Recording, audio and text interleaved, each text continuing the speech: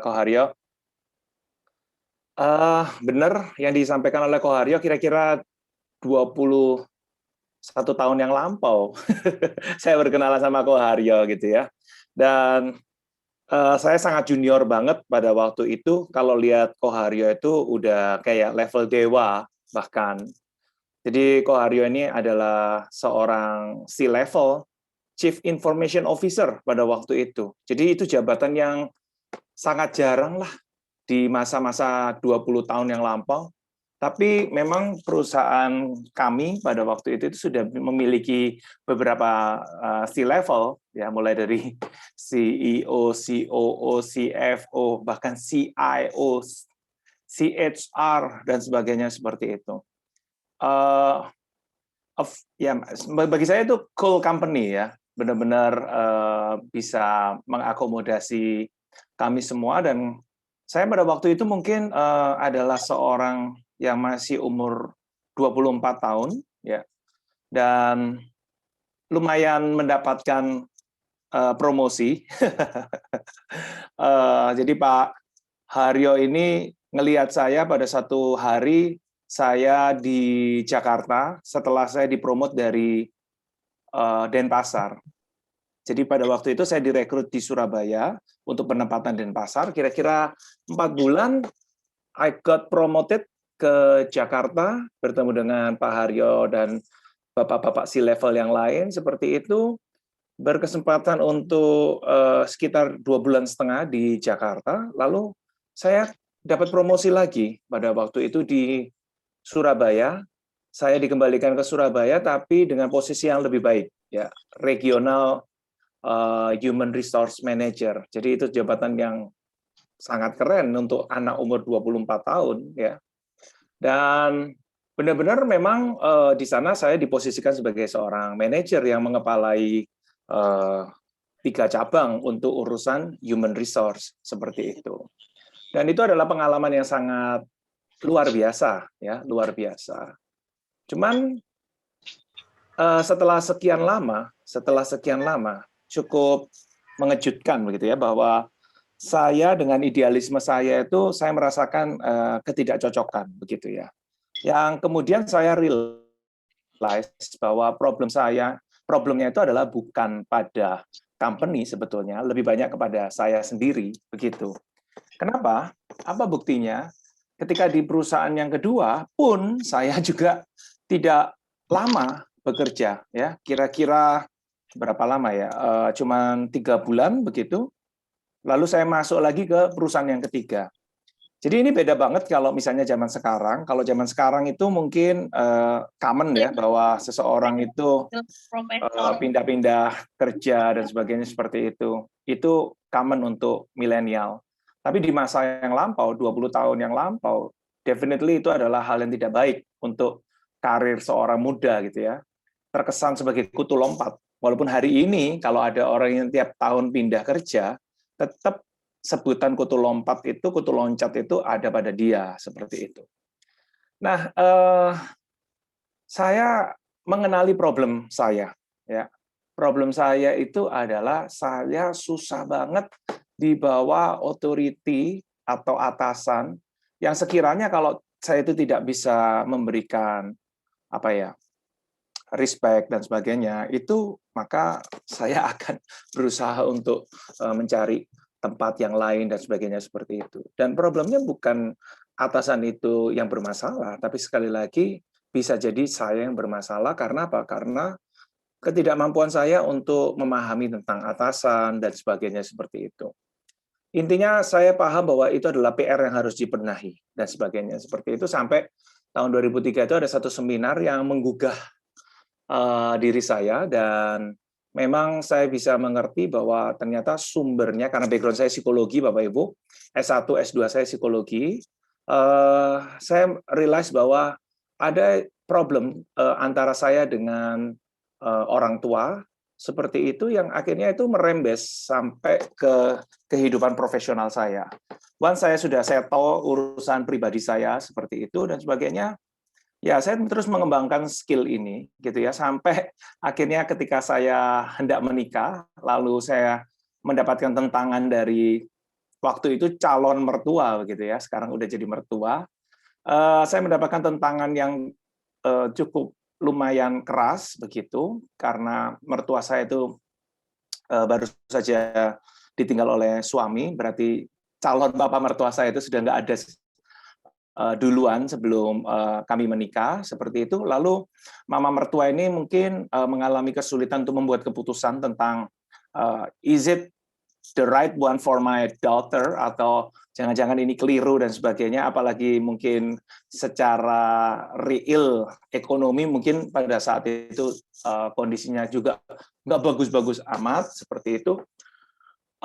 Saya memutuskan untuk saya akan ikut keputusan dari orang tua, berapapun itu sulitnya dan sebagainya, seperti itu.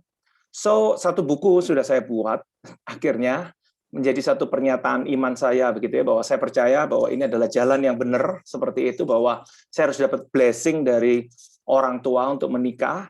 Akhirnya saya mencoba untuk saya membuat satu tulisan begitu, yang akhirnya menjadi kenang-kenangan, bukan kenang-kenangan apa itu?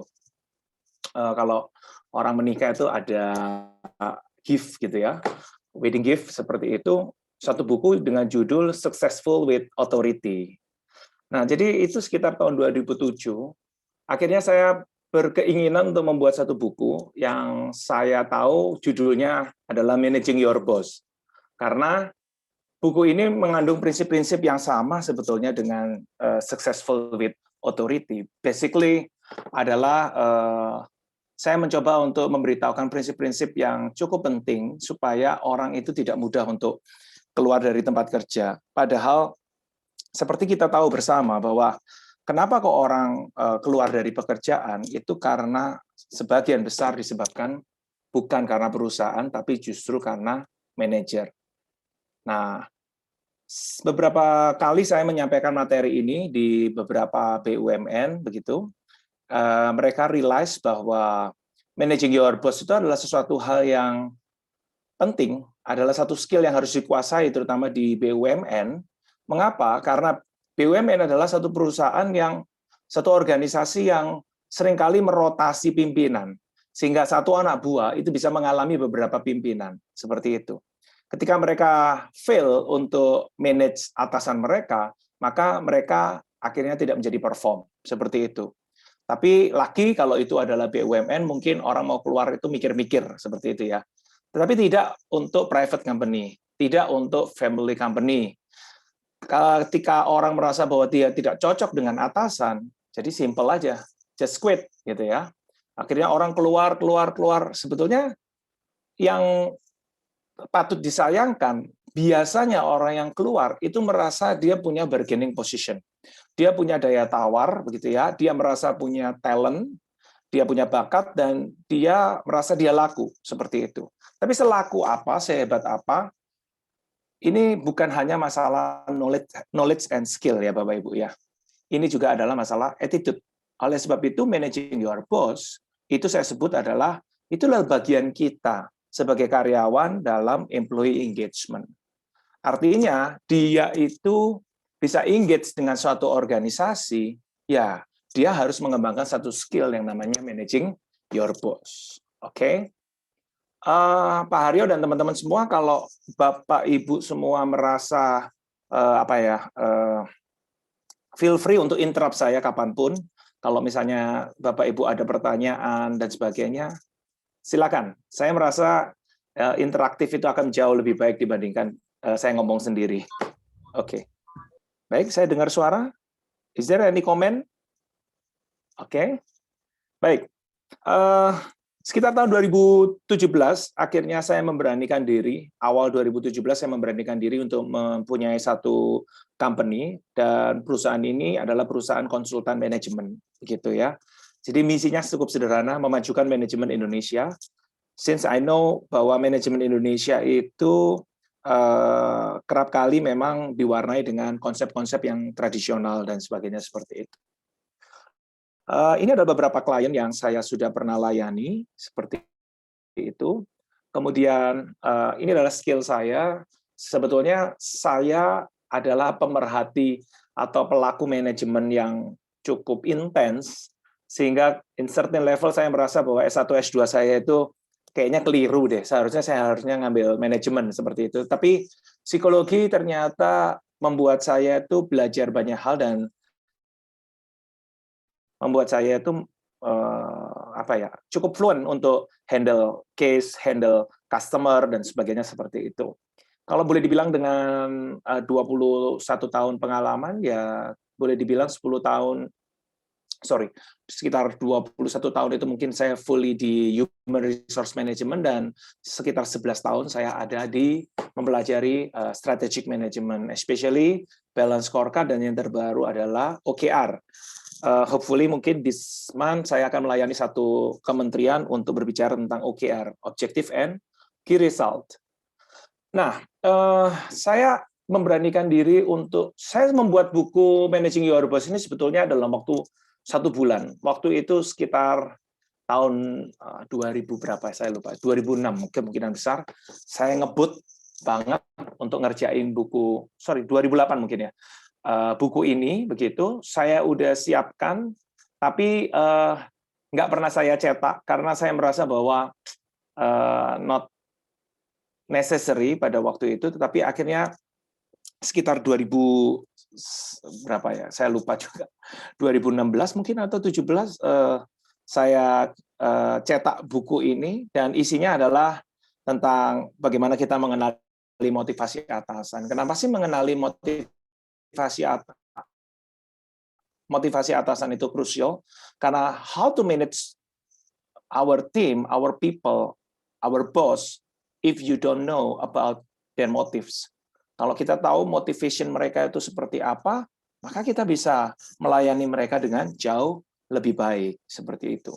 Lalu kemudian di bab 2 ini sebetulnya saya pernah bertemu dengan seorang Singaporean gitu ya, dan dia cukup surprise atau shock lebih tepatnya ketika bertemu dengan orang Indonesia.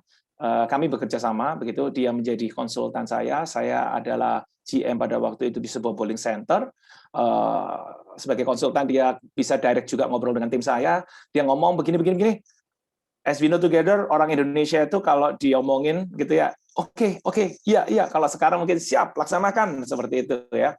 Tapi sebetulnya mereka mungkin ada yang ngambil action, tapi yang jadi problem adalah si konsultan ini nggak pernah tahu sebetulnya ini happening atau nggak happening. Jadi di bab 2 ini saya ngomong tentang bagaimana feedback itu akan membuat kita akan terlihat baik di mata atasan, sehingga kita bisa memperoleh kepercayaan itu. Dan kepercayaan itu adalah hal yang sangat penting ketika kita mau memanage siapapun, termasuk atasan, terutama atasan bahkan. Di bab 3 itu saya akan share tentang tingkatan problem solving yang sebetulnya kita melibatkan atasan atau kita akhirnya mendapatkan kepercayaan atasan sehingga kita bisa menyelesaikan problem dengan baik sekali. Dan kita tahu bahwa di tempat kerja itu kenapa kok kita di-hire? Karena kita menyelesaikan masalah. Begitu kan ya? Tapi kalau misalnya contoh kita ternyata tidak capable untuk menyelesaikan masalah, how can we get trust from our boss or superior? Terus kemudian ya, saya memanfaatkan pengetahuan saya tentang psikologi kepribadian yang menggunakan teori yang sangat populer, yaitu DISC. Lalu saya pakai hal ini untuk memberikan tips and trick untuk menghadapi atasan yang D atau I atau S atau C, seperti itu. Bab 5 itu sangat psikologi banget begitu, tetapi saya mencoba untuk membuatnya menjadi cukup simple, karena di dalam diri manusia itu ada ego anak-anak, ego orang dewasa, dan ego orang tua, seperti itu.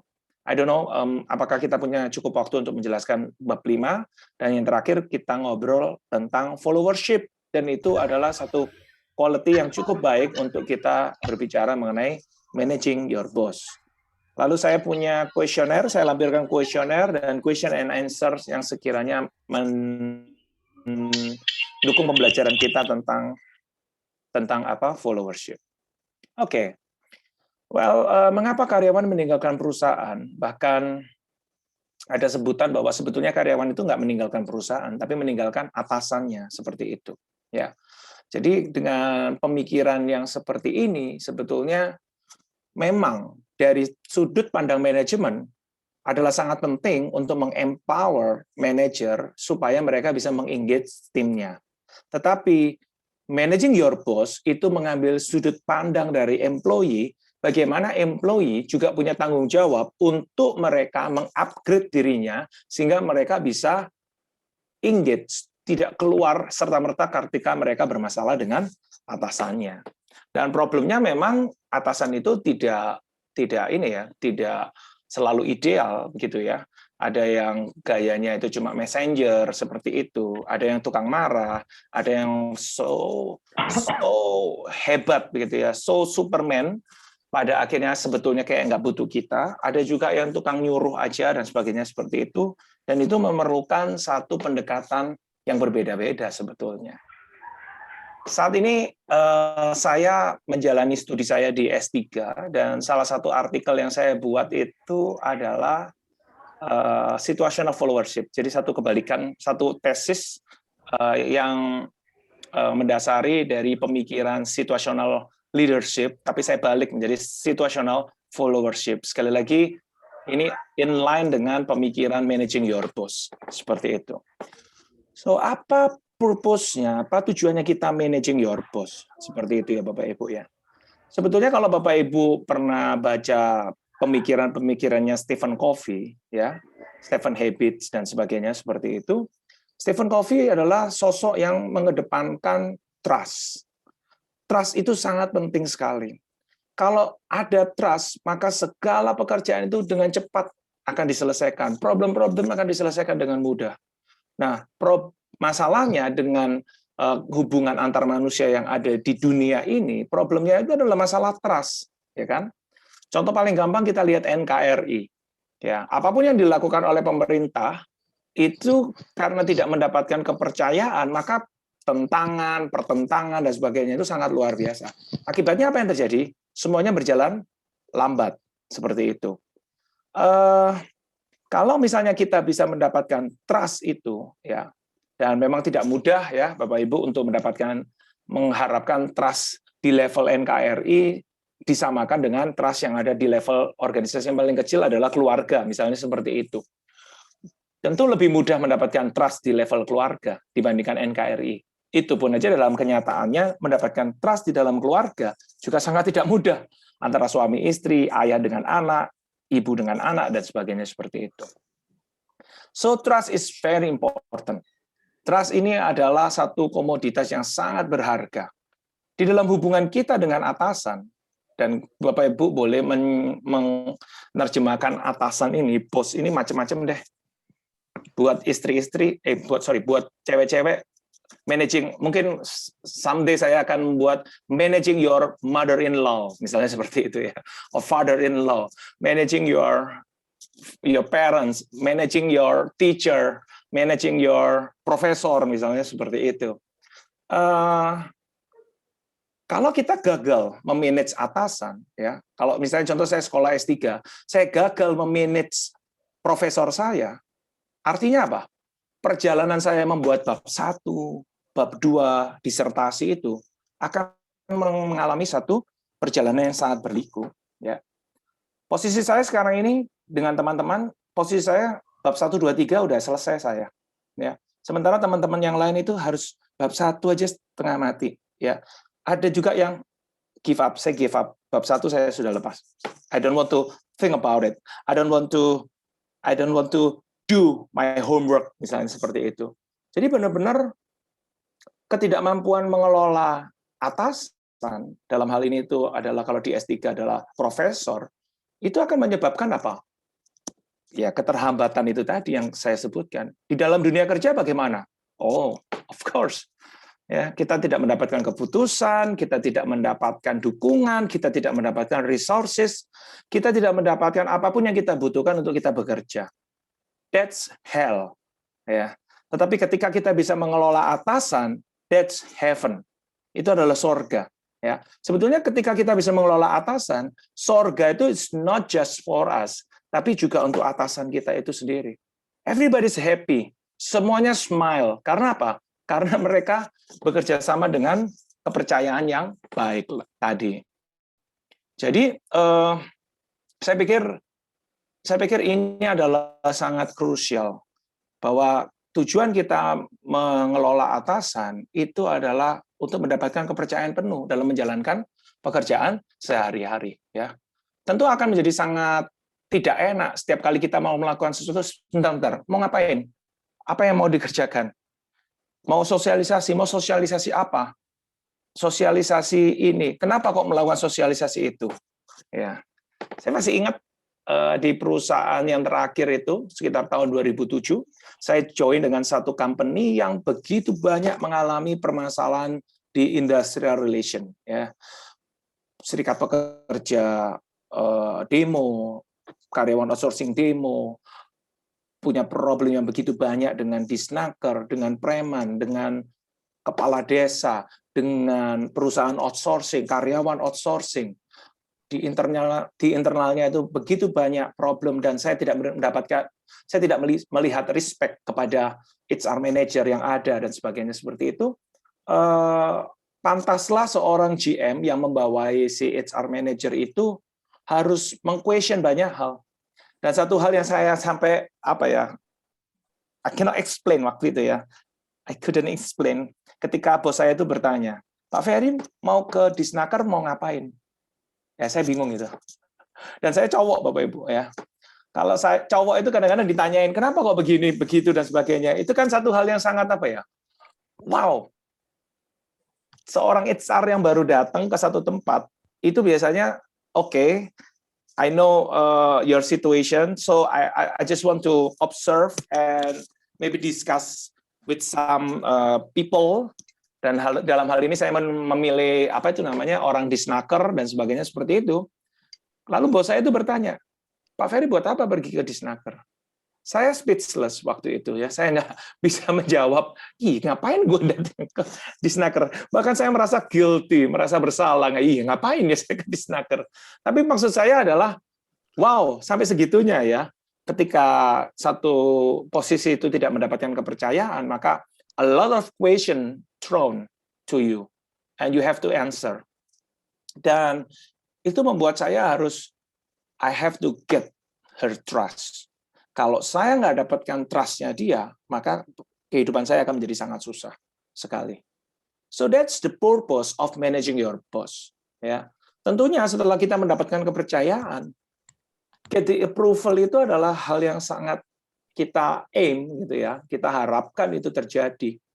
Kalau misalnya kita ngomong apa aja, lalu bos itu cuma jawab 2 huruf, O sama K, that's heaven, ya kan? Tapi kalau misalnya contoh, ya ada seorang bawahan ngomong kepada atasannya, Pak, saya minta ini gini-gini. Bukan oke yang didapatkan, tapi buat apa? Karena begini-begini. Untuk apa? Nah, berarti di situ untuk mendapatkan persetujuan, dia harus menjawab semuanya itu. Dan menurut saya, nanti saya akan jelaskan. Kenapa kok muncul banyak pertanyaan dari atasan dan sebagainya seperti itu? Salah satu problemnya adalah karena tidak adanya kepercayaan itu tadi. Ya pada akhirnya ketika kita mengelola atasan, harapan kita itu adalah kita mencoba untuk menyelesaikan masalah itu dengan baik dan tuntas. Ya, problemnya adalah kita seringkali itu membutuhkan keputusan, tetapi keputusan tidak kunjung diberikan oleh atasan kita. Apa yang terjadi? Gantung, gitu ya. Kalau gantung apa yang terjadi? Galau, seperti itu. Dan pada akhirnya kalau kita ini on the same page dengan atasan kita, maka kita ngomong apapun itu platformnya sama. Dan kalau platformnya sama, of course we can connect, we can interact, seperti itu. Tetapi kalau platformnya aja berbeda, saya hidup di bumi, beliau hidupnya di Mars, how can we communicate? How can we interact nicely, smoothly? Yang jadi problem, yang jadi isu pasti bahasa yang berbeda, kemudian banyak translasi, lalu loss in translation. Wow, itu akan menjadi satu problem yang sangat panjang dan lebar. So, apa sih mengelola atasan itu? Ya, basically kita mau bekerja sama dengan atasan kita, gitu ya, untuk mencapai tujuan bersama. Ya, selain tujuan bersama itu krusial, cara mencapai tujuan itu juga krusial. Kalau misalnya dua hal ini itu berbeda, maka itu akan menjadi konflik yang sangat substansial. Seperti itu, Bapak Ibu. Jadi, poin kita mengelola atasan tentu adalah memperoleh kepercayaan, memperoleh persetujuan, dan pada akhirnya adalah mendapatkan hasil yang bersama kita inginkan. Jadi, kalau kita mau mengelola atasan, mari kita cari tahu motivasinya atasan itu apa. Seperti itu. Yang saya bingung adalah ketika kita mencoba untuk satisfy someone else, we don't care about them. Ya, salah satu klien itu bercerita kepada saya bagaimana adiknya itu mau membantu usaha papanya, tapi kadang-kadang yang membantu ini punya karep sendiri gitu ya. Yang membantu ini punya aspirasi, yang membantu ini punya harapan, yang membantu punya maunya sendiri dan sebagainya seperti itu. Padahal siapa yang menjadi poin utama? Yang membantu atau yang dibantu? Kalau kita mau melayani, sebetulnya yang menjadi perhatian kita itu adalah orang yang kita layani. Tapi berapa banyak orang-orang yang disebut pelayan masyarakat, pelayan Tuhan gitu ya, atau pelayan dimanapun ya, di organisasi sosial, they don't care about orang-orang yang mereka layani. Yang mereka care adalah dirinya sendiri, dan itu akan menjadi satu problem ya, Bapak Ibu. Ada satu buku namanya Purpose Driven Life yang dikarang oleh Rick Warren. Ya. Kalau Bapak Ibu baca di halaman pertama atau di bab pertama, Bapak Ibu mungkin akan merasa kecewa karena buku itu ngomong begini. It is not about you. Jadi kita kan kalau baca buku, kita baca apapun, kita nonton apa, kita mau semuanya itu relate to us gitu kan ya. Karena ya kenapa kalau nggak buat saya buat apa seperti itu. Tapi buku itu menegaskan bahwa it is not about you. Ini bukan tentang Anda. Wow. Kalau bukan tentang saya, terus tentang siapa? Ya kan? Bapak Ibu mungkin pernah ingat filmnya Doctor Strange ya. Ketika dia bersama dengan gurunya di sebuah alam yang apa? Alam baka sih bukan ya, astral mungkin dan sebagainya seperti itu. Pokoknya sebelum gurunya itu meninggal dunia, gurunya itu mengatakan satu hal yang menurut saya memang itu hal yang sangat penting untuk kita ketahui bersama. Apa? It is not about you, Strange, gitu ya. Ini bukan tentang kita, seperti itu. Satu cerita lagi, ya. Ketika saya berbicara di satu universitas di Surabaya, saya bercerita bagaimana anak-anak muda itu fresh graduate itu akan masuk ke tempat dunia kerja dan sebagainya. Tibalah saatnya sesi tanya jawab, gitu kan. Lalu ada seorang muda yang sangat berapi-api. Pak Ferry, saya mau bertanya, bagaimana saya harus menyikapi kalau saya itu punya atasan, tapi atasan saya itu tidak mau mendengarkan perkataan saya, gitu kan? Wow, saya waktu itu ada mendengar, iya, oke, anak idealis nih. Terus kemudian dia ngomong, padahal masukan kita itu bagus. Kalau kita udah belajar di universitas di teori dengan teori-teori itu, sebetulnya kita tahu bahwa usulan kita itu benar. Apa yang saya harus lakukan, Pak Ferry, kalau misalnya ketemu sama atasan yang seperti itu? Ya, jawaban yang sama yang saya berikan untuk anak itu, it is not about you. Hidup ini bukan tentang kita, Bapak Ibu. Sorry to say. Inilah kuncinya sebetulnya. Ya, managing your boss itu adalah kita harus berani berkata, it is not about me. It is about you, boss, gitu kan ya. It is about you guys, orang-orang yang kita layani. Itulah hidup. Gitu. Hidup itu mengecewakan ketika kita tidak tahu bahwa hidup itu bukan untuk kita, seperti itu. Ya, nanti mungkin pasti ada banyak pertanyaan tentang hal-hal yang sifatnya filosofis ini. Namun itulah kesadaran yang saya miliki begitu. Ketika saya paham bahwa ini bukan tentang saya, ya tentu hidup itu menjadi lebih gampang untuk dijalani. Satu lagi cerita. William Wu, konsultan bowling yang saya kenal, seorang Singaporean itu, dia ngomong begini, suatu kali saya berkonsultasi, Will, do I have to leave my current company, ya, or I stay, ya, tetap bekerja, atau actually aku ini kepingin banget loh untuk build my own business, seperti itu. William ini dengan bijak ngomong begini, oke, fair, nanti terserah ya, kalau kamu mau stay di company yang sekarang ini, atau kamu mau build your own business, oke, but you have to remember this. This is the key. You have to know your customer and satisfy their needs. Seperti itu. Kira-kira 3 detik pertama saya dengar dia ngomong itu kayaknya biasa aja gitu ya. Karena saya tahu bahwa ya jelas lah, kalau misalnya contoh itu yang disampaikan, ya itu yang disampaikan pada saya, dinyatakan pada saya, ya jelas dong. Berarti kalau saya bisa satisfy customer saya, ya berarti itu tidak relevan lagi pertanyaan apakah saya stay di company itu ataukah saya itu akan build my own business, seperti itu.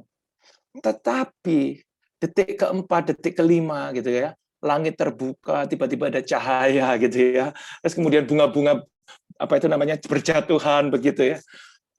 Saya tuh realize bahwa itu adalah very basic principle yang menurut saya very important untuk everyone, terutama saya.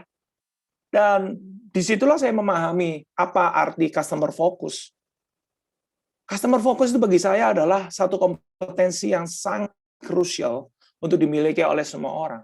Dan attitude yang benar ketika kita menjalankan customer focus adalah it is not about you. Ini adalah tentang orang lain. Dan ini berlaku ketika saya punya klien. Jadi klien itu sama seperti atasan saya juga.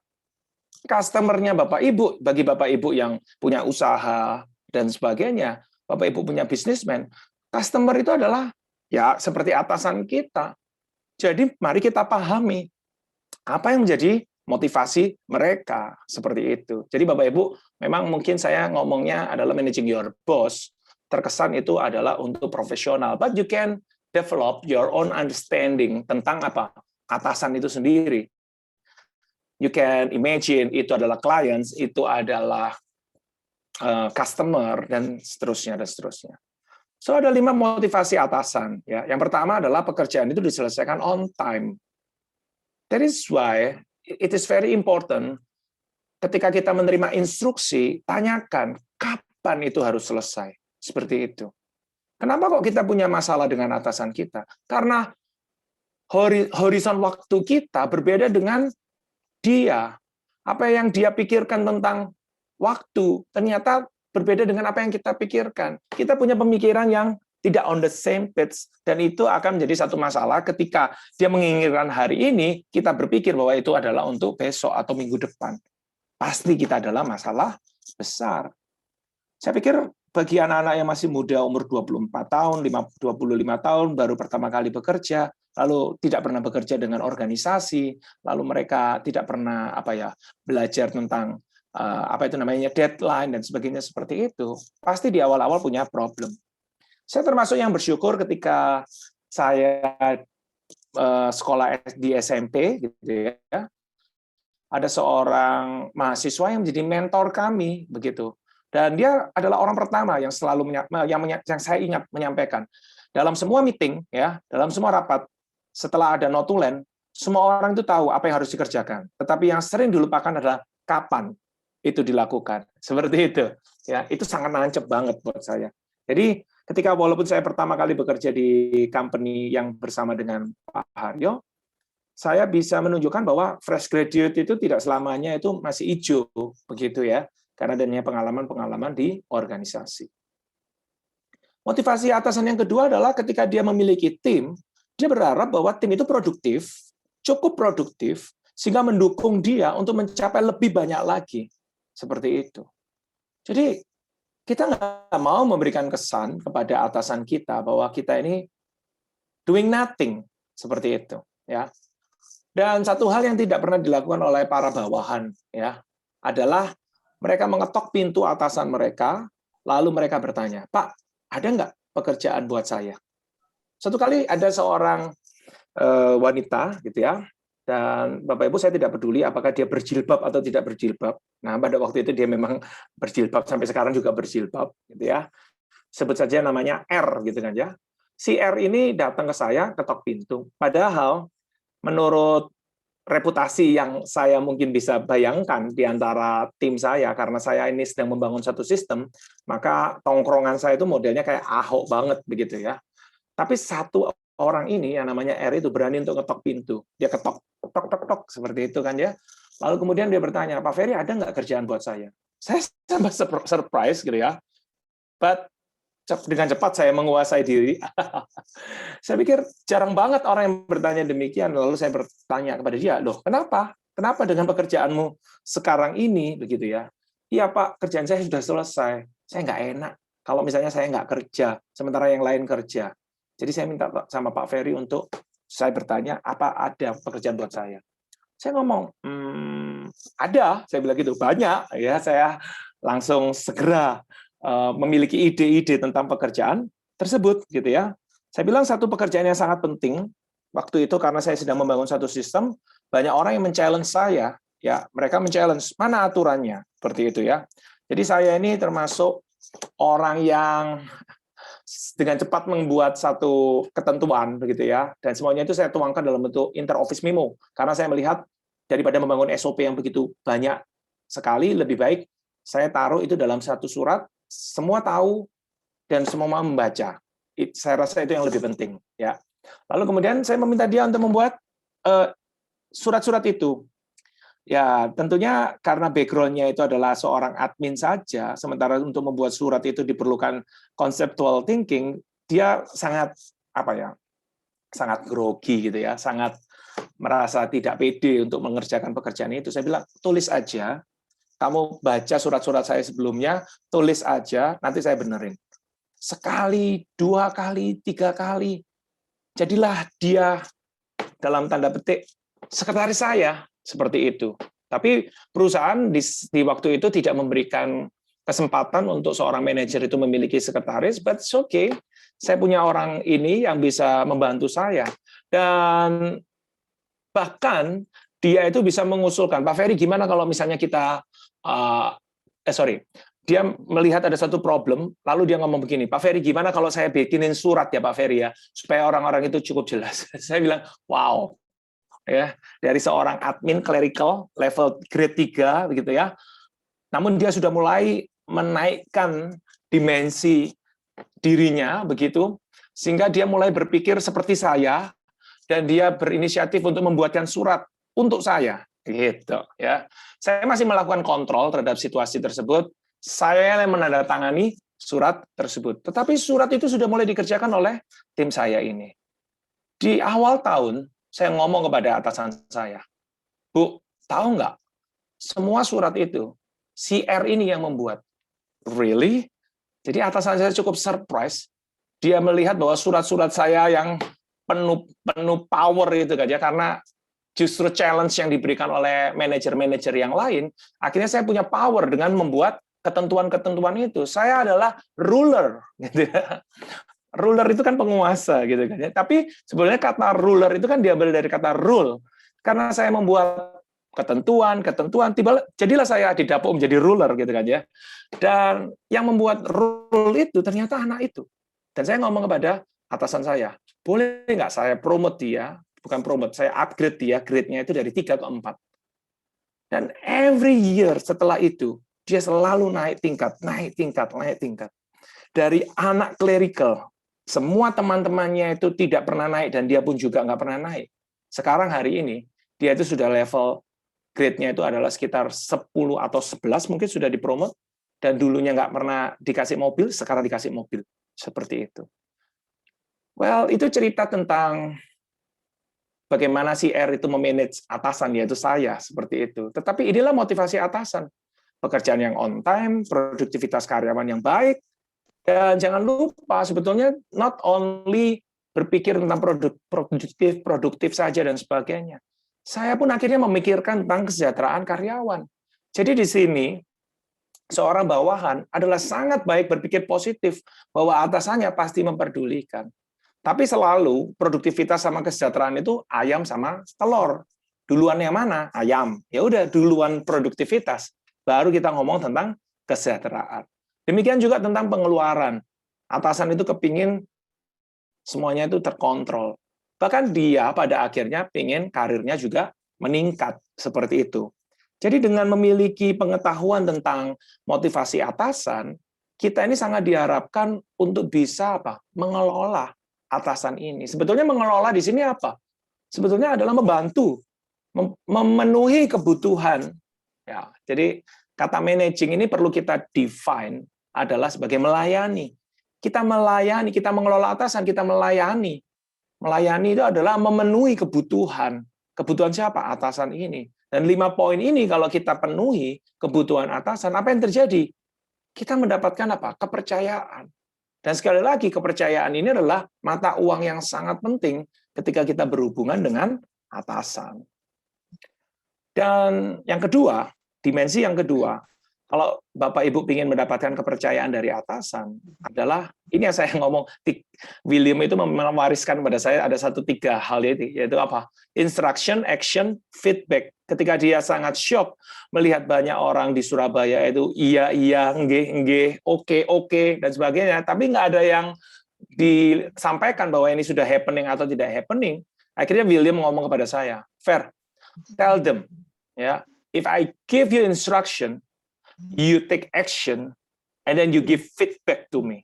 Ya, saya waktu itu sebetulnya langsung nangkep yang dimaksudkan oleh William. Bagi saya, this is the easiest way to get promoted. Itu apa? Give feedback, memberi feedback kepada atasan. Gampang. Tadi pagi saya ngomong kepada salah seorang karyawan klien. Bagi saya, lebih baik ngasih tahu atasan daripada ditagih. Ya. Yang menjadi problem bagi orang di Indonesia atau di seluruh dunia bahkan adalah atasan itu kesel karena mereka harus menagih apa yang sudah dia instruksikan kepada bawahan. Jadi bagaimana supaya kita menancapkan ingatan yang baik tentang diri kita di benak atasan adalah dengan memberikan feedback. Feedback adalah cara untuk membranding diri kita di benak atasan sehingga kita terlihat selalu positif. Karena apa? Kita selalu diingat. Seperti itu, Bapak Ibu. Ada seorang manajer yang mengeluh kepada atasan saya, yang juga adalah atasannya dia. Jadi kami berdua adalah di bawah kepemimpinan salah seorang ibu ini, gitu ya. Sehingga kolega saya itu berkata, Bu, di perusahaan ini bukan hanya si human resource saja, seperti itu. Ya. Kenapa kok dia ngomong seperti itu? Sebentar ya, saya mendengar ada suara. Bisa nggak di-mute sebentar ya? Mungkin Pak Haryo bisa bantu saya untuk mendeteksi suara. Oke, sudah hilang. Jadi dia berkata kepada si ibu atasan kami itu, dia ngomong gini, perusahaan itu bukan hanya human resource saja. Oke. Kenapa kok terjadi penyampaian hal seperti itu? Karena dia melihat bahwa saya departemen HR ini begitu mendapatkan banyak kesempatan untuk ngobrol seperti itu. Dan yang paling penting sebetulnya kenapa kok saya bisa ngobrol? Karena saya meng-create rantai komunikasi, yaitu ketika saya diberi instruksi, saya take action, saya langsung memberikan feedback. Dengan memberikan feedback, sebetulnya itu juga menjalin komunikasi sehingga atasan itu memberikan instruksi lagi. Nah, ini kan mata rantai yang tidak akan pernah putus, yang akan terus terjadi. Sehingga seorang manajer itu tidak paham tentang rantai komunikasi ini, dan otomatis dia akhirnya separuhnya left behind, begitu ya Bapak Ibu ya.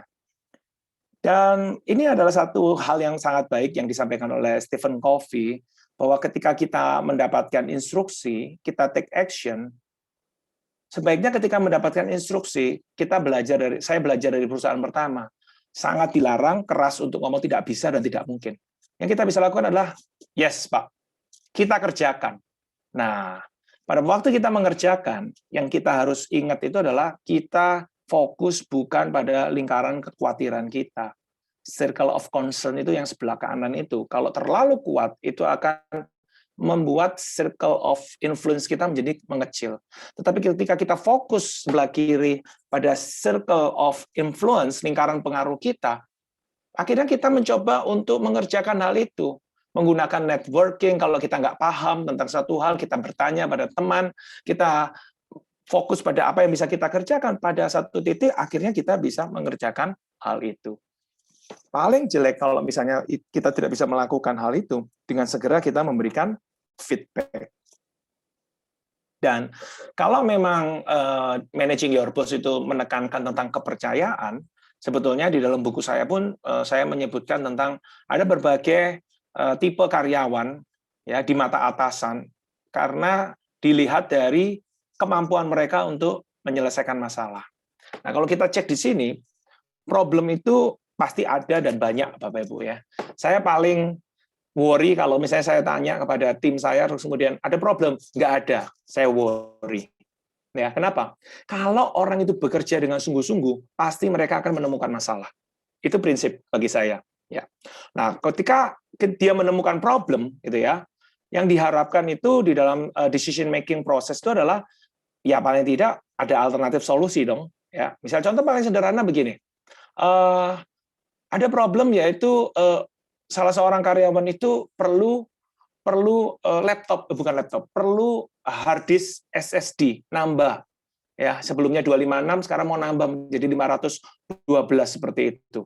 So dia mau membeli lagi. Nah, pertanyaannya kan akar masalahnya apa?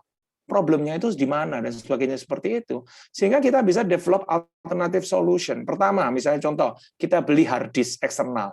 Yang kedua, kita beli memang yang SSD diinjek di dalam laptop itu. Atau yang ketiga, data-data yang ada dipindahkan pada komputer yang lain sehingga data-data itu bisa disimpan di sana. Seperti itu. Lalu kita choose best alternatives-nya. Pilih yang mana? Pilih yang paling murah, paling cepat, dan paling baik untuk semua orang.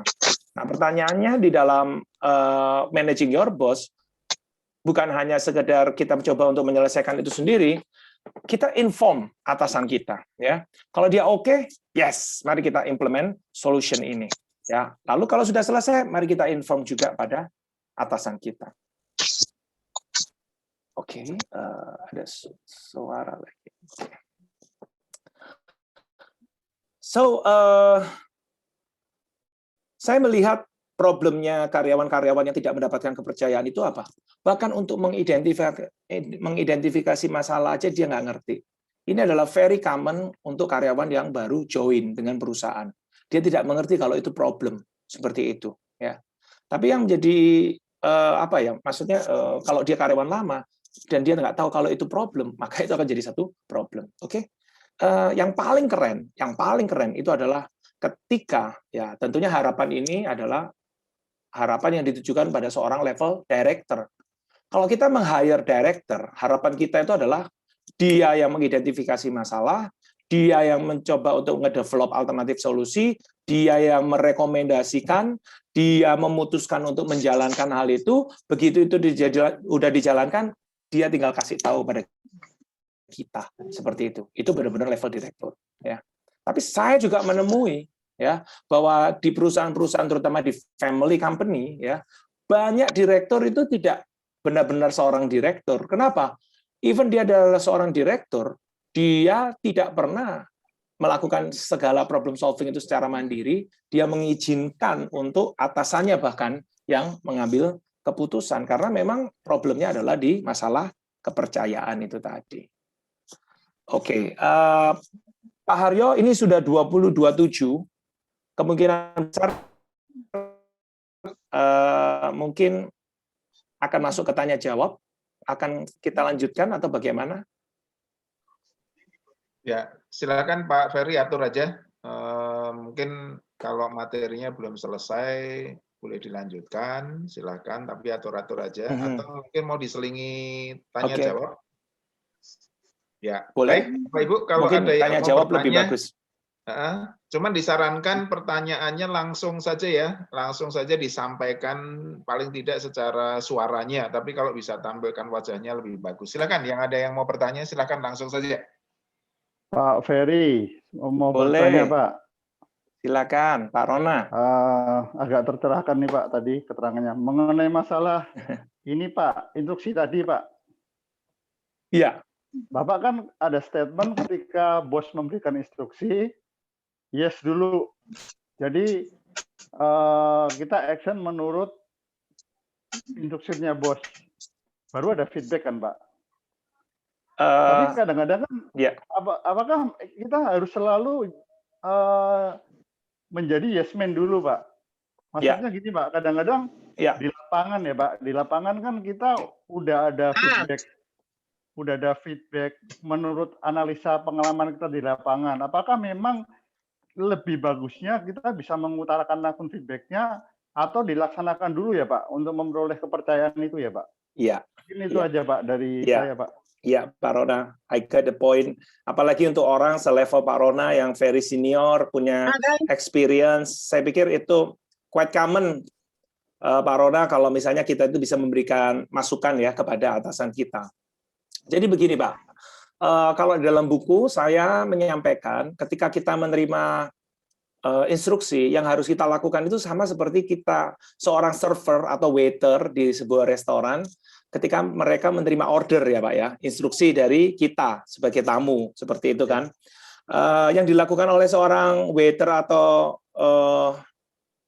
waiter ya, seorang server itu adalah pertama dia harus melakukan klarifikasi Pak ya. Jadi misalnya contoh, saya mau pesan nasi goreng. Oh, oke Pak Ferry, nasi goreng seafood atau ayam Pak? Ya, misalnya seperti itu. Oh ya, saya mau nasi goreng ayam. Dagingnya dada atau paha Pak? Kalau saya udah males ngomongnya, ya udah paha sebelah kanan, saya bilang gitu kan ya. Poin penting ini adalah sebetulnya untuk mengklarifikasi hal itu, dan itu yang Pak Rona maksudkan. Jadi Pak Rona dalam konteks memahami sebuah instruksi, mengingat Pak Rona atau siapapun ya yang sudah cukup senior, udah pernah mengalami satu hal di lapangan dan sebagainya, kita mengklarifikasi hal itu. Itu boleh banget Pak Rona ya. Dan kemudian di dalam menerima instruksi tersebut, maka yang kedua harus dilakukan oleh seorang bawahan ataupun seorang waiter itu adalah melakukan konfirmasi. Kalau baik Pak Ferry ya, nasi goreng ayam 1, es teh tawarnya 1. Betul ya Pak Ferry? Ya, betul. Nah, itu baru dijalankan kan seperti itu. Sama, bawahan pun juga bisa ngomong hal yang sama. Pak Haryo, berarti nanti server ini akan dimatikan, lalu kita akan nyalakan setelah 2 jam lagi, dan baru kita menjalankan program ini ya Pak Haryo. Ya, betul. Nah, itu yang kita lakukan ketika menerima instruksi. Begitu Pak Rona.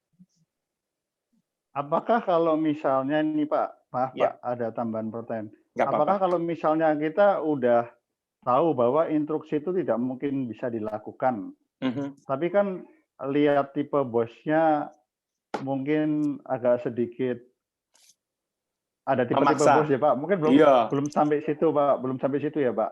Apakah setiap instruksi itu kita bisa mengenali pola orang itu kita jadi yes man dulu misalnya gitu Pak, ataukah bisa dibuat berubah-ubah Pak sesuai kondisi Pak? Menurut Pak Ferry gimana dari pengalaman Pak Ferry? Oke. Kalau di perusahaan terakhir saya itu bos saya itu baik-baik Pak, jadi perintahnya sangat manusiawi. Tapi begitu saya jadi konsultan kan ketemu klien kan beragam ya Pak Rona ya. Ada yang cukup ibaratnya begini, konsultan itu kan seperti dokter ya Pak Rona ya. Ada yang cukup respect dengan dokter, ada yang suka men-challenge dokter kan Pak ya. Sama Pak, saya juga di-challenge seperti itu. Nah, poin saya mungkin begini, kalau saya melihat misalnya contoh orang ini itu begitu powerful, dia itu tidak terbiasa untuk menerima penolakan dan sebagainya seperti itu, saya akan mengatakan bahwa oke Pak, kita akan jalankan. Dan bagi dia, bagi orang-orang yang seperti ini, seringkali loh Pak Rona ya, sekitar 95%, mereka itu cuma menginginkan jalanin dulu. Nanti kalau ada problem, mari kita diskusikan. Saya sering menemukan seperti itu, karena saya sendiri juga kayak gitu Pak Rona. Iya. Oke Pak. Ya, Pak Rona. Thank you for thank you Pak. Discussion. Iya. Pak Fauzan silakan kalau mau bertanya. Atau Pak Roni yang mau duluan. Silakan Iya. Pak Roni. Terima kasih Pak Ferry. Siapa? Bagaimana ya kalau misalkan atasan kita itu tadinya sih baik-baik ya, baik-baik. Kita berusaha untuk mencoba menjadi memanage ya, artinya mengikuti keinginannya gitu, mengikuti apa yang dia maui. Tapi kemudian dia menyadari gitu, menyadari seolah-olah kita menjadi, karena atasan kita itu kan atasan satu level di atas kita gitu ya. Iya. Nah, kemudian dia menyadari bahwa kita menjadi pesaingnya, gimana akhirnya menjadi nggak suka dengan kita gitu Pak. Gimana itu? Akhirnya kita menjadi kita lama-lama melihat loh kok jadi berubah gitu. Tadinya baik tuh, Iya. lama-lama kok jadi kayak gini nih kok. Kayaknya kesel banget kok gitu Pak Ferry. Gimana itu Pak Ferry kiatnya? Iya. Gini Pak, saya sangat percaya promosi itu datangnya dari Tuhan, Pak Roni. Itu poin yang saya selalu yakini. Jadi kalau promosi itu datangnya dari manusia itu saya khawatir Pak, nanti orang itu yang akan menurunkan saya juga gitu kan, karena dia yang ninggiin, dia yang nurunin gitu. Tapi kalau promosi itu datangnya dari Tuhan, maka kita nggak perlu khawatir tentang sikap siapapun terhadap kita, termasuk atasan ataupun termasuk presiden direktur pun. I'm not worried Pak tentang hal-hal seperti itu. Kenapa demikian? Karena promosi kalau itu datangnya dari Tuhan, berarti promosi itu tidak harus dari perusahaan kita yang sekarang ini, Pak. Atau di tempat dimanapun kita bekerja sekarang ini. Jadi promosi bisa datang dari perusahaan lain. Yang artinya mungkin ya someday headhunter kontak Pak Roni, kontak saya juga ya Pak ya. Lalu kemudian memberikan tawaran pekerjaan yang lebih baik dan sebagainya. Tugas kita adalah apa Pak? Do our best Pak dimanapun kita berada. Nah, kalau ketemu sama atasan yang insecure, Pak, ya, yang sebelumnya itu adalah oke, tiba-tiba menganggap kita kompetitor, itu ya salahnya dia sih, Pak, ya, bukan salah kita kan, Pak, ya. Dan saya cukup tersanjung kalau saya di Pak Roni, saya cukup tersanjung kalau saya dianggap sebagai kompetitor. Tetapi saya tidak akan pernah menganggap dia kompetitor. You are my boss, I will serve you, gitu aja sih, Pak Roni. Sambil ditunggu, Pak, waktunya Tuhan untuk mempromot Bapak, kan gitu. Iya Pak. Ya kita jadi salah tingkah aja sih Pak. Ya, saya bisa paham, tapi Pak, saya pernah mengalami situasi seperti itu. Tugas saya cuma be sincere, tulus, dan be good, tetap baik. Menyapa, respect, hormat, walaupun disebengin Pak. Saya pernah tuh mengucapkan selamat pagi Pak, nggak dipeduliin Pak. Dan sebagainya seperti itu. Tapi saya nggak peduli, tugas saya itu memang memberi hormat terlebih dahulu, itu aja sih. Iya. Iya, terima kasih Pak. Iya, Pak Roni. Iya. Kita selalu jadi junior aja Pak Roni supaya kelihatan muda terus Pak. lebih nyaman Pak jadi junior. Iya, betul. Good Pak Roni. Oke, Pak. Makasih Pak. Ya Pak Roni. Mau tanya Pak? Ya, Pak Beni, silakan. Oke, yang saya ingin tanyakan, misalkan si atasan anggap sudah tidak ada trust lagi kepada bawahan nih Pak. Iya.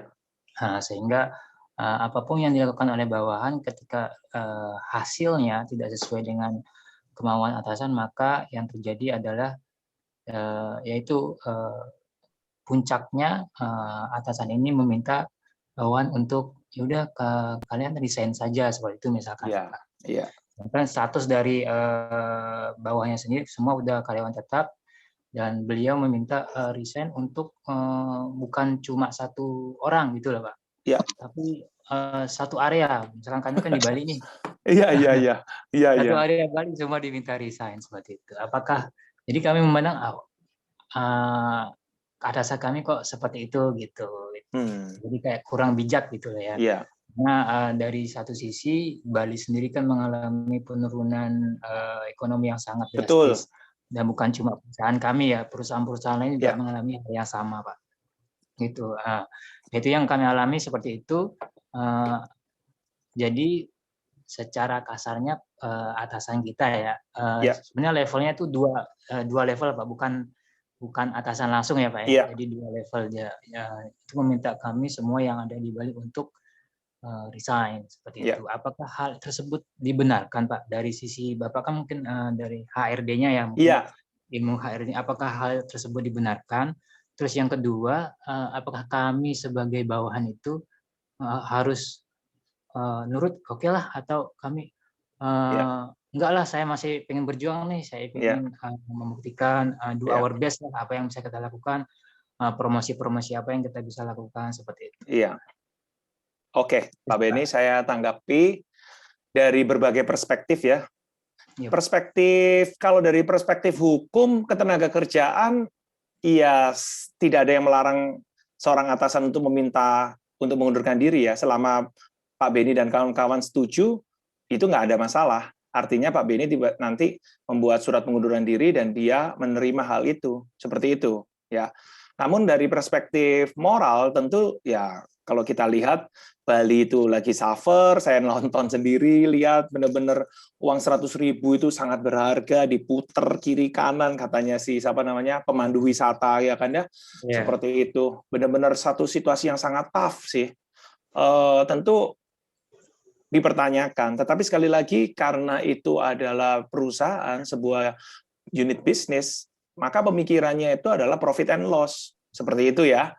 Nah, sekarang dari sisi psikologi Pak Benny ya, kalau misalnya contoh ada orang yang nggak mau sama kita, apa yang harus kita lakukan? Nah, tentunya kita kan pasti susah untuk mempertahankan hubungan itu ketika dia mengatakan bahwa I don't want you anymore, seperti itu. Jadi itu sudah tidak ada kepercayaan, dan kalau sudah tidak ada kepercayaan, maka apa yang terjadi? Ya udah, hubungan itu sebetulnya udah broken. Kita nggak bisa apa-apa. Tapi kalau ngomong mengenai sisi hukum ketenagakerjaan, ya pasti ada yang bisa dilakukan Pak Benny, tapi mungkin tidak di sesi ini, gitu ya. Dan di sini ada teman saya namanya Pak Kenny, KMJ Kenny. Mungkin Bapak Ibu bisa konsultasi dengan Pak Kenny soal ketenagakerjaan. Gitu ya Pak Kenny ya. Terima kasih Pak Ferry. Orang hebat ini. Ada 2 orang yang raise hand, silakan. Anytime. Pak Fauzan, silakan Pak Fauzan.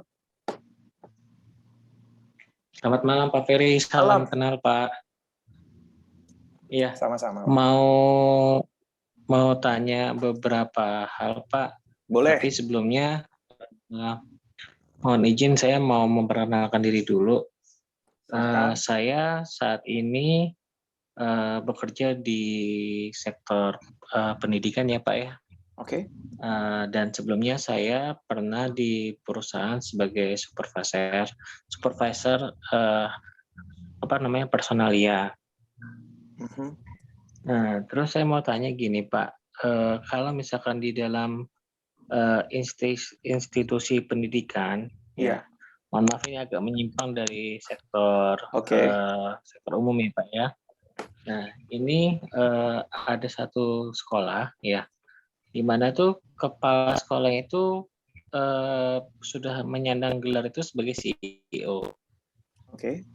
Nah, terus satu sekolah itu tidak suka dengan beliau, dengan gaya kepemimpinan beliau yang dinilai itu arogan ya Pak, arogan, otoriter, bahkan semua tersentralisasi dengan beliau, sampai ke urusan pengambilan keputusan, keuangan, itu semua di tangan beliau. Nah, terus saya berusaha untuk memahami ya atasan saya seperti itu, gitu kan ya. Namun kalau saya lihat ya Pak ya, atasan ini mencari bawahan ya, termasuk tangan kanan, tangan kiri itu yang bisa mendukung dia untuk tetap bertahan di sekolah tersebut menjadi kepala sekolah. Ya. Dan sangat disayangkan sekali, padahal dari semua warga sekolah ya, termasuk komponen sekolah itu mengharapkan beliau tuh diganti dengan kepala sekolah yang baru. Nah, tadi menyinggung pertanyaan tadi yang sebelum saya Pak ya, yang masalah pengunduran diri, kan kalau misalkan di sekolah negeri itu kan tidak bisa ya Pak ya, kalau kepala sekolah itu mengundurkan diri untuk jadi kepala sekolah gitu ya Pak, harus dari dinas gitu ya. Nah, itu gimana Pak cara menghadapi atasan yang seperti itu? Dan di sisi lain pun juga ini kepala sekolah juga tidak sama sekali punya rasa trust ya ke hampir semua bawahannya, kecuali ya tangan kanan tangan kirinya yang bisa apa ya, ibarat tuh bisa ditutup mulutnya, nurut gitu kan Pak. Bahkan setiap kali ada proyek-proyek uang gitu ya, itu tangan kanan tangan kiri itu kecipratan terus Pak gitu ya, setiap kali ada proyek-proyek gitu. Nah itu harus gimana gitu ya Pak ya, untuk saya untuk bisa menghadapi atasan seperti itu. Karena kalau saya nilai ya, karena kan memang background saya kan dari psikologi Pak S1-nya dan S2 saya dari manajemen SDM. Itu kalau dari perspektif itu tuh sama sekali apa ya, sekolah tersebut sistemnya bahkan detail-detailnya tentang sekolah itu hancur gitu loh Pak. Nggak ada sesuatu yang dibanggakan gitu ya Pak. Iya. Nah, itu yang pertama. Terus yang kedua, yang mengenai tadi motivasi atasan. Iya. Ya 5 motivasi atasan itu kalau boleh tahu itu apakah ada landasan teorinya Pak yang menguatkan kalau 5 itu merupakan motivasi atasan Pak? Gitu aja Pak, makasih Pak. Oke. Saya jawab yang kedua dulu ya Pak Fauzan, karena gampang jawabannya. Jawaban untuk pertanyaan yang kedua, sebetulnya buku ini buku populer Pak Fauzan, ya. Dan buku itu diciptakan jauh banget sebelum saya sekolah S3. Jadi buku-buku yang selanjutnya ini kelihatannya lebih berat ini. Salah satu buku yang saya mau terbitkan itu kan tentang OKR. Nah, itu mungkin udah banyak mengutip sini situ dan sebagainya. Tapi karena buku Managing Your Boss itu adalah buku populer, jadi itu yang saya tangkap dari observasi saya Pak Fauzan. Jadi itu bukan teori yang very famous dan sebagainya, tapi itu yang saya tangkap bahwa ya itulah motivasi atasan yang saya pahami. So far hopefully Bapak Ibu juga setuju dengan apa yang saya sampaikan.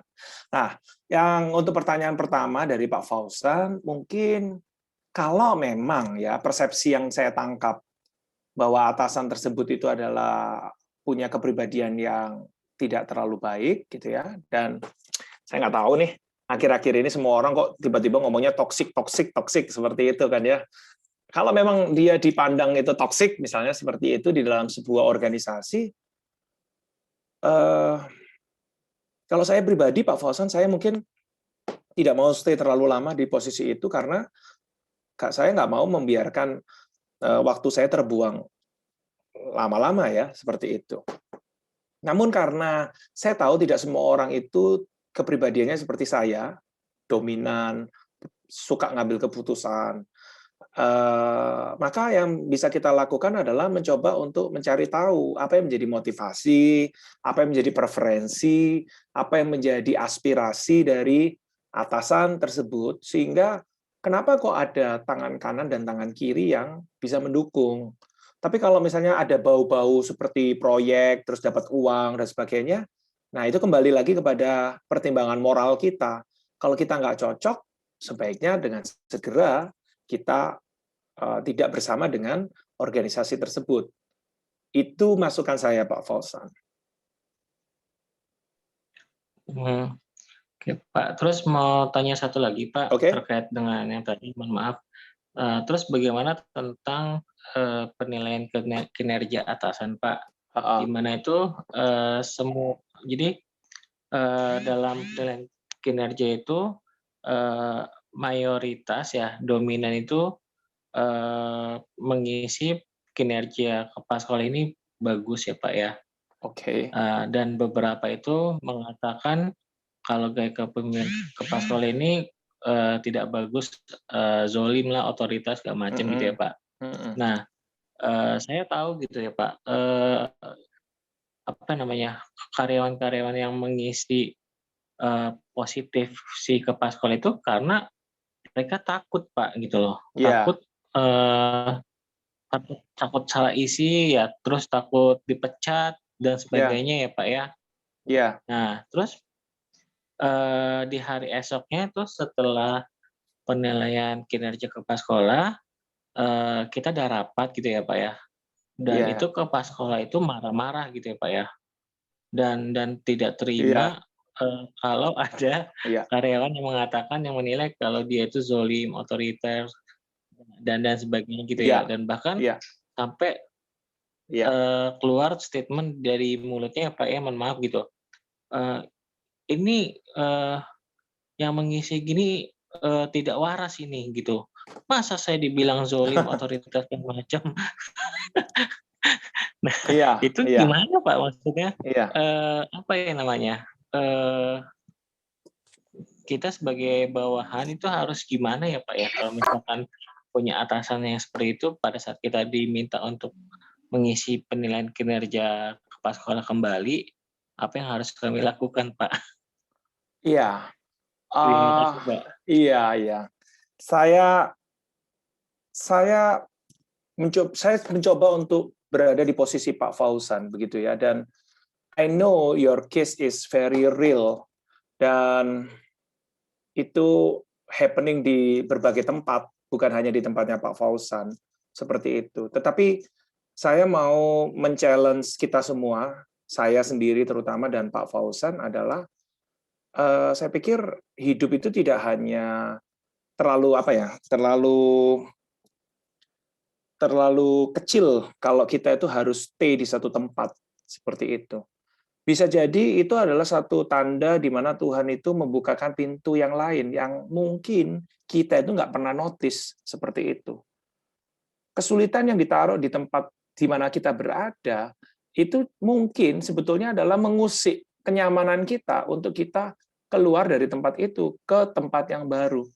Nah, coba kita mempersepsi misalnya kesulitan itu mungkin adalah satu hal yang bisa saja demikian, walaupun tidak semua kesulitan harus dikit-dikit kita tinggalkan.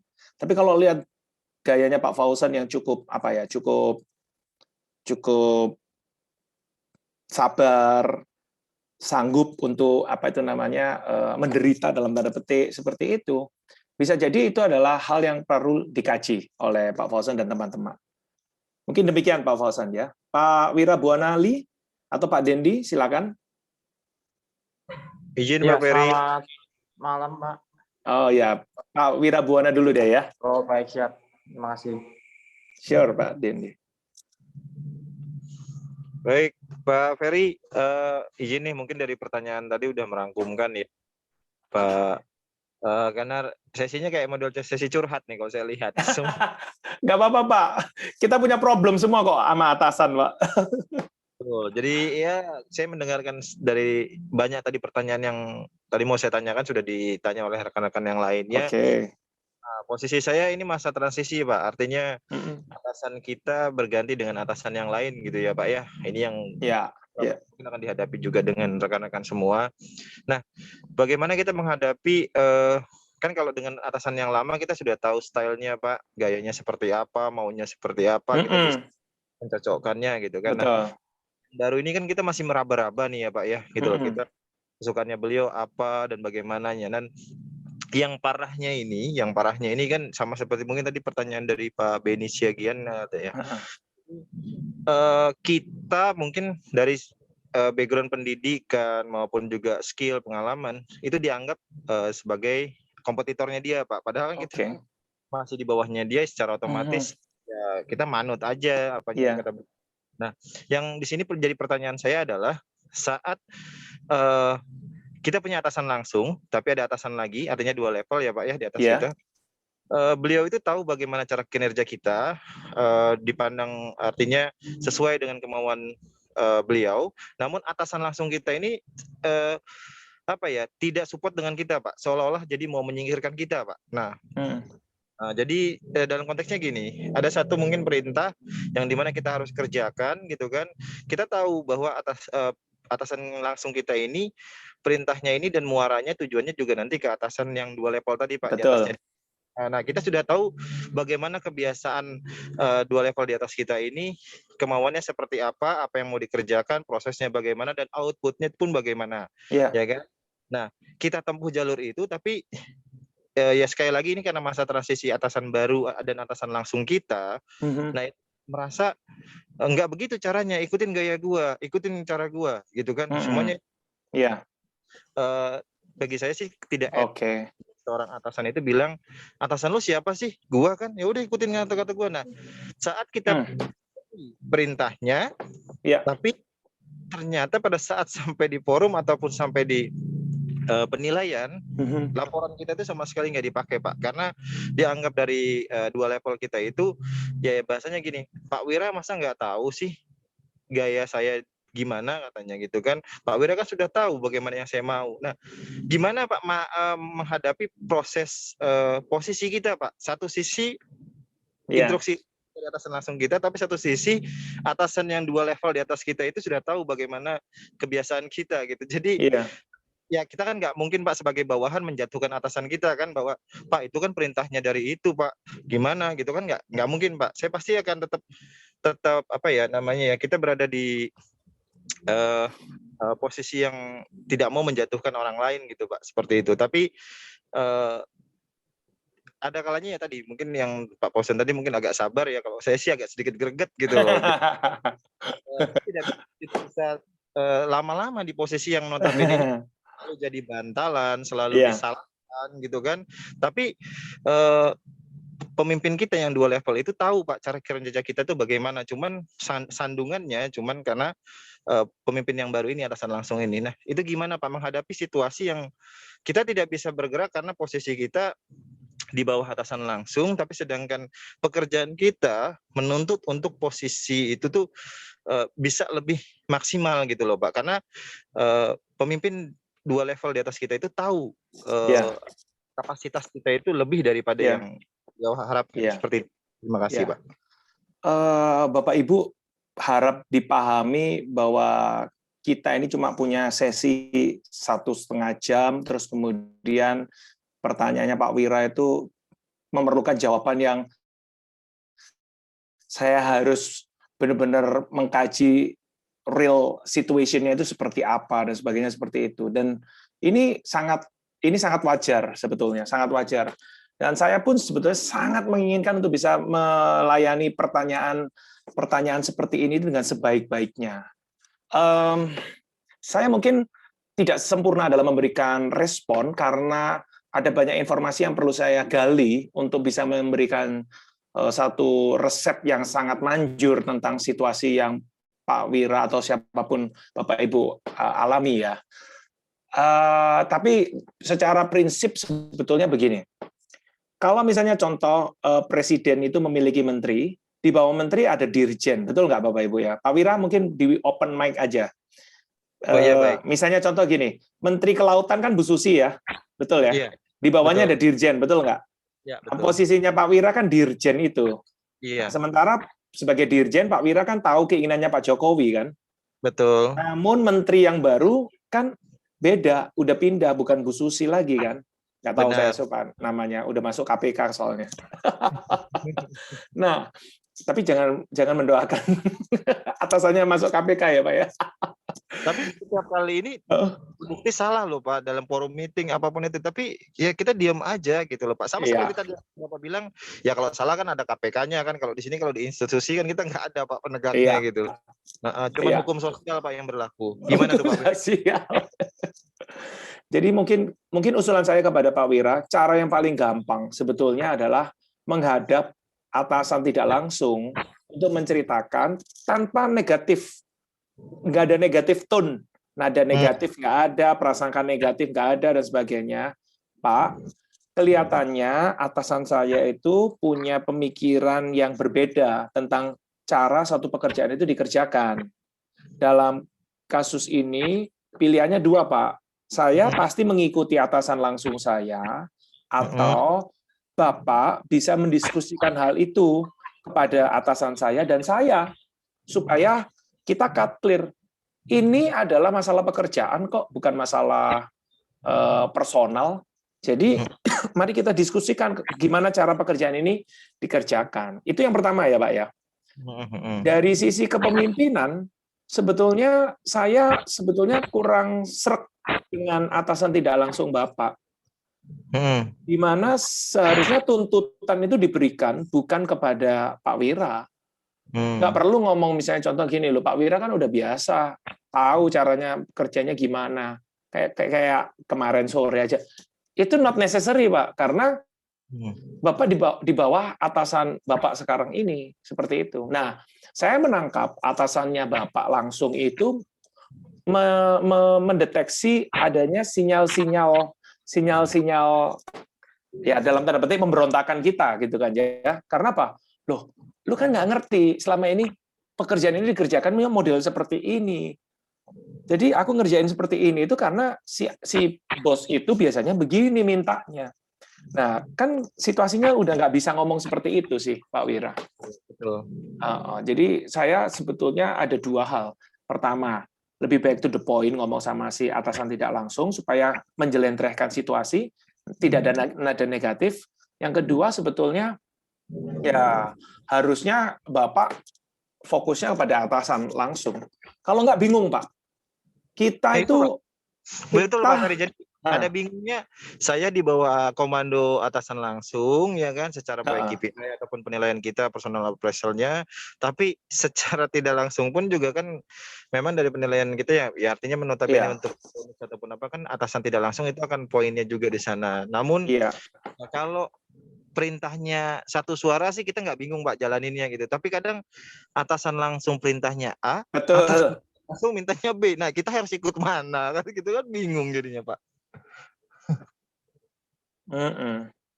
Bisa memprotek diri sendiri. Kalau bisa semua instruksi itu dalam bentuk tertulis. Sehingga kalau misalnya contoh manajemen itu terserah ya, tidak langsung maupun seluruhnya.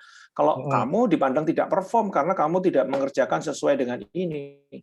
Pak, saya diberikan instruksi seperti ini. Sekali lagi itu jawaban Pak Wira untuk Pak Wira dan untuk Pak Fauzan sama. Kalau misalnya contoh perusahaan begitu bodoh memperlakukan Bapak Ibu semua dengan cara yang tidak benar, tenang aja, nanti akan ada jalan yang baik buat kita. Menurut saya nggak fair untuk anak buah itu sampai punya atasan sampai bikin bingung begitu. Jadi jawabannya kehidupan akan mencari jalannya ya Pak ya?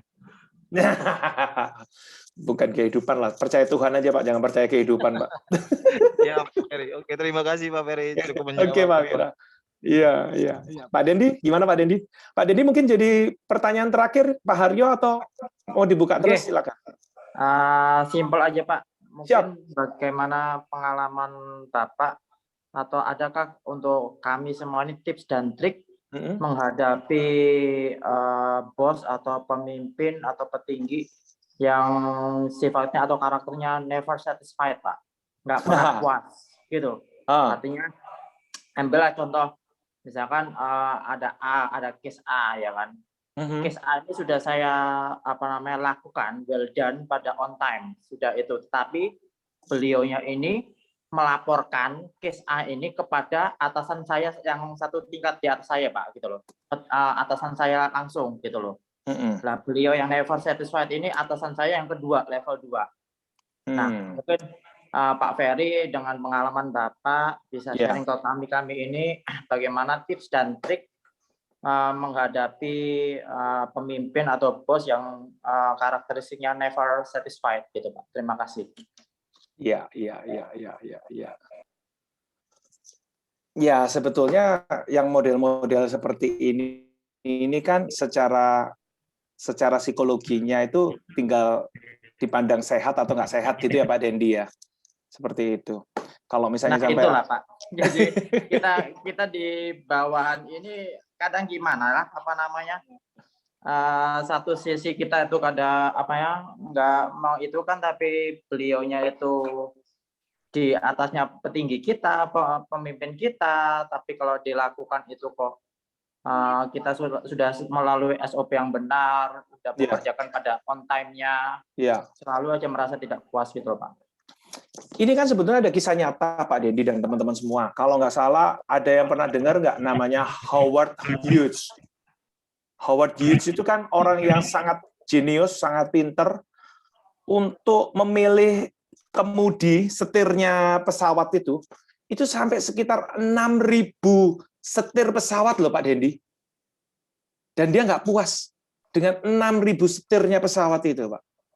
Bapak bisa bayangkan nggak ya? Kalau misalnya contoh, apa itu ada kelainan kejiwaan atau bagaimana sampai 6.000 setir pesawat satu pun nggak ada yang cocok itu loh, Pak. Kan logika kita secara umum ya kan. Ya. Masa yang memper masa nggak ada yang itulah kan gitu.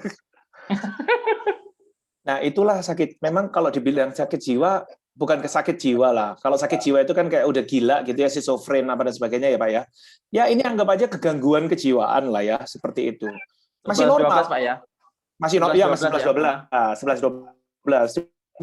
Cuma 11-12-nya 11-nya itu adalah dia itu masih sadar, Pak. Kalau yang 12 itu udah nggak sadar, Pak. Dia udah hidup di dunianya sendiri. Tapi kalau ini masih hidup bersama dengan kita, betul, tapi itu, Pak. kemauannya, pemikirannya itu nggak pernah satisfied yang seperti Pak Dery katakan, apakah itu termasuk ada gangguan? Iya. Nah pertanyaannya gini, kok ada Pak yang mau kerja sama dia Pak? Yang 6.000 setir pesawat itu? Lu ada Pak. Tinggal gajinya aja, cocok atau enggak. Gitu aja sih Pak Dendi. Kalau saya sih termasuk orang yang nggak mau. Dan surprisingly-nya buat saya itu, beliaunya ini adalah pemegang atau penerima kuasa dari direksi Pak. Nah, itu yang surprisingly-nya saya di situ gitu loh. Yang wow, amazing gitu loh. Iya. Makanya kan, Pak, kan gitu. Makanya kita nggak pernah bisa memilih atasan kita itu ternyata orang yang ternyata menurut kita pertama nggak kompeten atau sakit jiwa mungkin atau apa dan sebagainya seperti itu. Ya pada satu titik kalau kita merasa bahwa kita bukan orang yang cocok bersama dengan dia, don't push it. Bagi saya kerja itu seperti pacaran, Pak. Kalau kawin kan nggak boleh cerai. Kalau saya, pandangan saya demikian. Tapi kalau misalnya contoh kerja itu pacaran, go ahead, Pak. Tapi kan kalau kita sendiri kan menginginkan yang seperti Bapak sampaikan ke kami tadi kan, kami tidak ingin seperti atau dapat image sebagai kutu loncat gitu loh Pak. Iya. Kan? Nah, ya kan sebagai kalau misalkan kalau pacaran kan kita bukan seperti playboy lah Pak kan gitu lah. Nah, iya betul Pak Dendi. Viralnya kan gitu.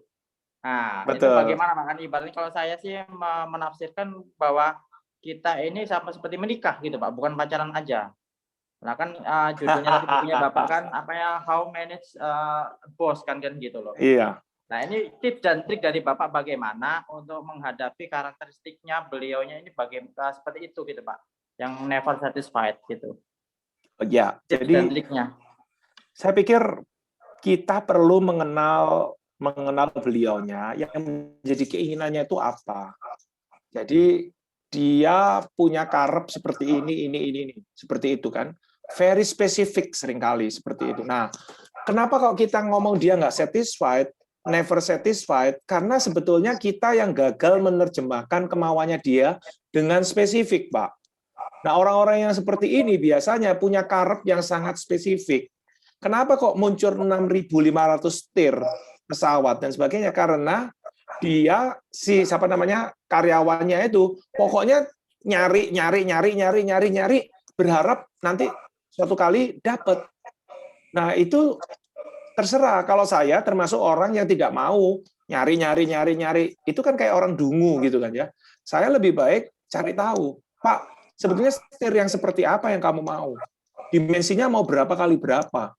Bentuknya bundar atau apa kotak misalnya seperti itu, atau nggak mau full apa itu bundar ya kan ya. Terus kemudian bahannya dari apa. Nah, semakin spesifik kita mengidentifikasi requirement itu, hopefully dia satisfied. That's my point, Pak Dendi. Begitu ya. Karena kalau saya lihat ini ambil contoh yang simple tapi menurut saya itu menggelitik Pak. Boleh. Ada hari ini itu ada newspaper ya kan yang hendak beliau baca, kan memang setiap itu dari kami HRD untuk memberikan newspaper kan ke meja beliau. Nah, entah itu newspapernya dari siapa atau dari mana, itu ada beberapa ini pakai rontokan jenggot gitu loh Pak. Oke. Jenggot itu, nah itu beliaunya sudah mencak-mencak ke kami gitu loh. Ya Pak Dedi ini coba nih dilihat ini di koran saya ini ada nggak tahu bulu-bulu apa ini. Kan kebetulan beliau petinggi yang level 2 saya itu perempuan Pak gitu loh. Nah, saya seperti ini saya nggak mau baca, saya geli lihatnya nih. Bagaimana Pak Dedi bisa itulah bisa bisa cari tahu ini atau kasih tahu lah mereka gitu. Nah, jadi gimana kan menurut saya nih hal yang nggak penting sepele atau kan ya. nggak perlu gitu loh Pak. Gitu. Ya. Nah, Pak Dendi, mungkin secara sekilas aja di bukunya Stephen Covey, Seven Habits, ini yang sering kali kita alami Pak Dendi. Apa yang kita anggap nggak penting, ternyata jadi penting buat orang lain. Termasuk apa yang orang lain anggap nggak penting, ternyata kita anggap penting. Nah, di sini apa yang harus kita lakukan? Empati, Pak. Kita berempati dengan kebutuhannya dia yang bersangkutan seperti itu. Definitely atasannya Pak Dendi itu adalah perfeksionis. Betul Pak, memang perfeksionis. Nah, tapi kalau misalnya gitu, apakah kita nanti nggak mendekatkan diri kepada ini Pak? Karena kita juga berempati kepada beliaunya, kita juga ikut-ikutan agak 11-12 tadi yang Bapak sampaikan tadi itu. Santai aja Pak Dendi, saya kasih tahu ya. Saya kasih tahu. Gimana Pak? Di perusahaan saya nggak usah sebut yang keberapa deh ya. Baik, ya, siap. Ada atasan yang sangat suka kebersihan, Pak. Sangat suka kebersihan. Lalu kemudian saya dikasih tahu sama atasan saya. Jadi dia itu ketika saya membersihkan atas meja, Pak, yang dipegang itu yang bawa meja, Pak. Oh, malah opposite-nya, Pak ya. Jadi maksudnya gini, di atasnya sudah terlihat bersih, tapi dia mau yang di bawah pun juga bersih, Pak. Kayak opposite berarti perlawanan. Kaki-kaki mejanya pun aja juga ikut dibersihkan. Nah, pertanyaannya itu perfeksionis nggak? Anggap aja itu perfeksionis. Tapi kan nggak masalah, Pak. Kita belajar untuk perfect. Kalau saya sih ngelihatnya demikian aja. Tapi nggak usah ikutan gila kan, Pak? Betul makanya. Jadi setiap hari kita itu yang di ARD itu jadi sering berpikir sepaneng tapi nggak jelas gitu loh. Nah, jangan dilawan, Pak. Jangan dilawan, tapi diambil makna kebaikannya, diambil buahnya, diambil itunya lah. Betul. Kan positif kan untuk bisa kita mengeluarkan atau menebar kasih kan gitu Pak ya kan gitu. Aura positif kan gitu kan Mas Pak Ferry kan gitu. Betul. Saya tangkap. Siap. Iya. Ini kira-kira materinya bisa di-share juga kan ya Pak? Yang materi akan di-share oleh Pak Haryo dalam bentuk YouTube, Pak.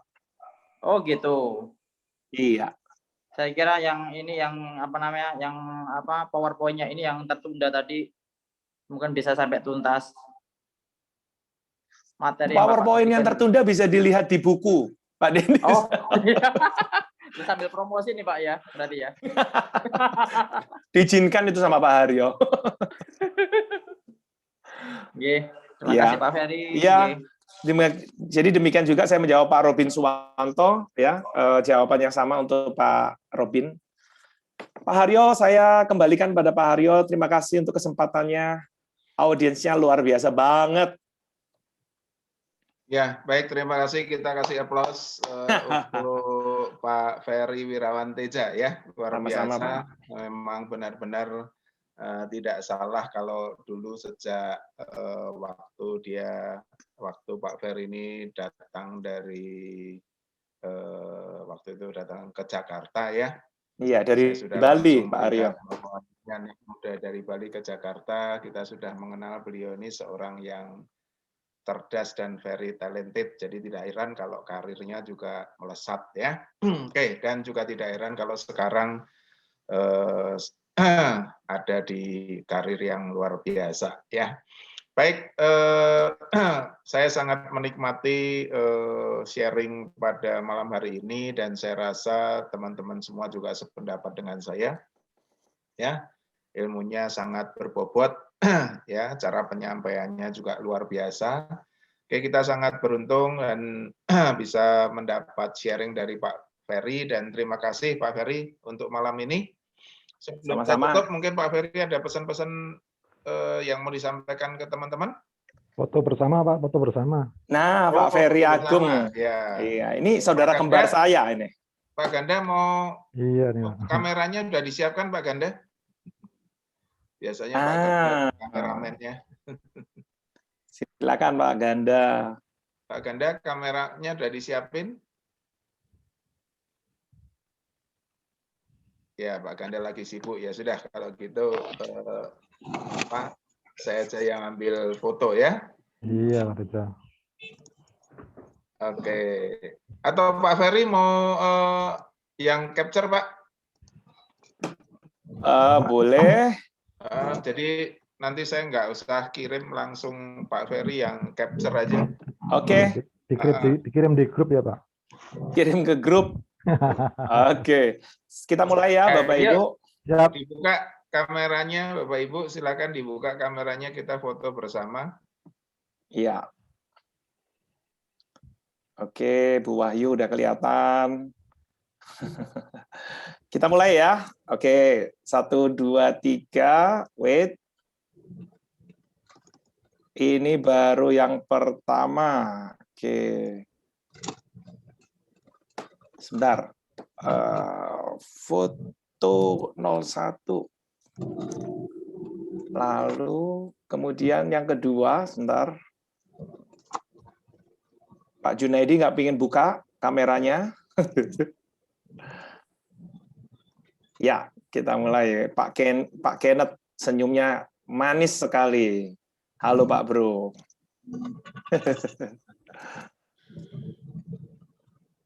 Sudah, Bapak Ibu, terima kasih. Terima kasih Pak atas pencerahannya. Terima kasih Pak Ferry. Terima kasih Pak Aryo. Terima kasih Pak. Iya, Pak Ferry. Terima kasih Salam Pak. sehat selalu.